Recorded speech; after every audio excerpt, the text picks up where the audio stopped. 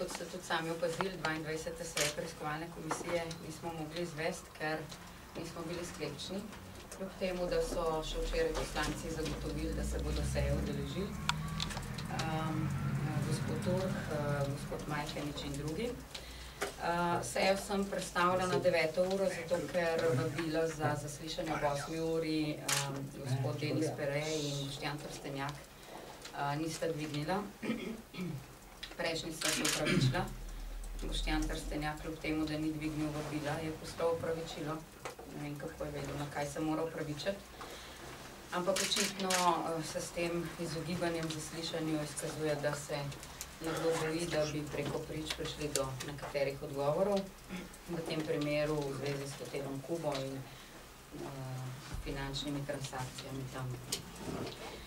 Predvideno je bilo zaslišanje Jureta Jankovića in sicer na odprti seji, del pa na zaprti, ker smo od določenih organov pridobili dokumente, ki imajo oznako interno.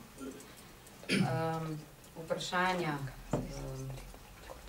z odprtega dela vam bomo potem tudi posredovali, ker mislim, da bi lahko razjasnili določene stvari, predvsem pa razne posle družine Janković in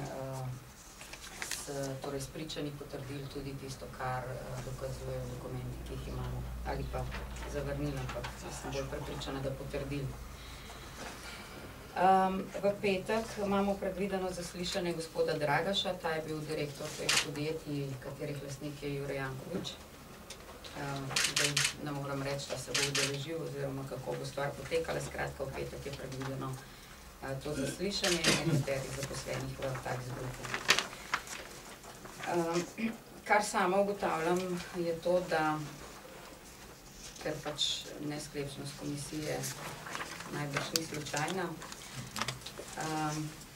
ugotavljam, da nekdanja koalicija, da je ves čas onemogočila naše delo. Ni bila problem samo sklepčnost, ampak tudi ni bilo sprejeto vmesno poročilo, v katerem so bili, torej, ki je bilo napravljeno na podlagi dokumentov in dokazov, ki smo jih imeli, zato ni bilo nobenih razlogov, da se poročila ne sprejme. V zaključno poročilo, končno poročilo, ki ga bom pripravila, bomo pa vključili še nove dokaze in dokumente, ki smo jih želeli potrditi, kot rečeno, s pričanji pa zasedanje ni bilo priložnosti. Komisija je sicer ves čas delovala skladno s poslovnikom, zakonom in ko smo zaznali, da bi lahko šlo pri nekaterih stvarih za nezakonitosti, smo tudi ustrezno ukrepali.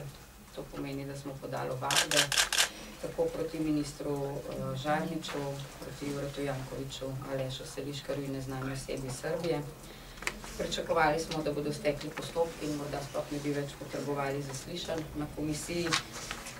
Kot kaže, so ovadbe ostale v predalih kot mnoge, ki zadevajo Zorana Jankovića. Skratka, po novih dokumentih in novih podatkih smo se odločili za nove zaslišanja, pa pač jih nismo uspeli oziroma bomo videli, kaj bo še v petek. Končno poročilo bo pripravljeno, jaz upam, da bo komisija v petek sklepčna, da bomo lahko o njem opravili razpravo in da tudi morebiti sprejeli. Ja, čeprav se naslednjem tednu, ne vem, bomo lahko še sklicali ali ne, zdaj so pač neke omejitve, ampak Državni zbor do 20. dela, tako da bi takrat ni tudi dela.